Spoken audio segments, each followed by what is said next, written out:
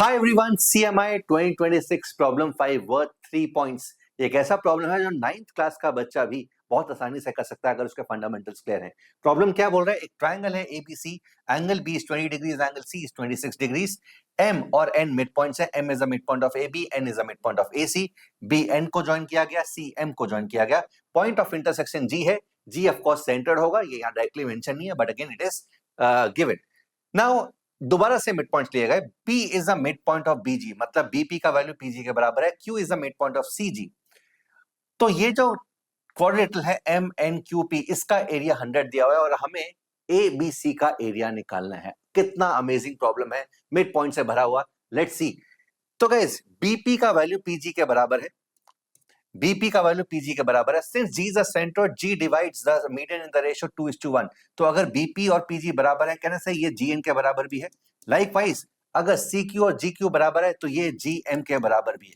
अगर हम इस तरफ देखें तो PG का वैल्यू GN के बराबर है, QG का वैल्यू GM के बराबर है। इसका मतलब अगर ये क्वाड्रिलेटरल की बात करें, एक ऐसा क्वाड्रिलेटरल है जहां पर डायगोनल्स बाइसेक्ट ईच अदर। ये लेंथ इसके बराबर है, ये लेंथ इसके बराबर है। इसका मतलब ये एक जो क्वाड्रिलेटरल है, ये एक्चुअली में एक पैरेललोग्राम है। और पैरेललोग्राम के अंदर एक प्रॉपर्टी होती है दैट जो भी ये चार ट्रायंगल्स होते हैं इन सब का एरिया बराबर होता है। तो अगर पूरे पैरेललोग्राम का एरिया 100 है तो इस पोर्शन का एरिया 25 होगा। इनफैक्ट हर पोर्शन का एरिया 25 होगा।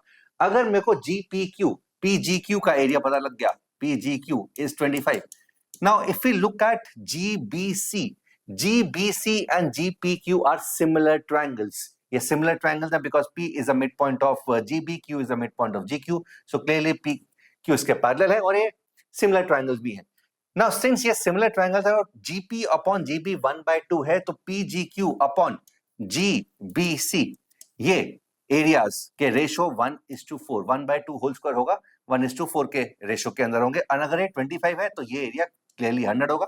और अगर ये GBC एरिया 100 है, ये पूरा का पूरा एरिया 100 है, हमें पता है कि ये तीन एरियाज होते हैं AGC, AGB एंड GBC, ये तीनों इक्वल होते हैं बिकॉज G सेंट्रॉइड है। तो टोटल ABC का एरिया जो होगा that is going to be 300 and that is our answer. तो अगर ये कॉन्सेप्ट क्लियर था, किसी भी 9th क्लास के बच्चों को ये सब चीजें पता होती हैं एंड अगर ये पता है तो ये वाला प्रॉब्लम एक 9th क्लास का स्टूडेंट बहुत आसानी से कर सकता है। Hope you enjoyed it.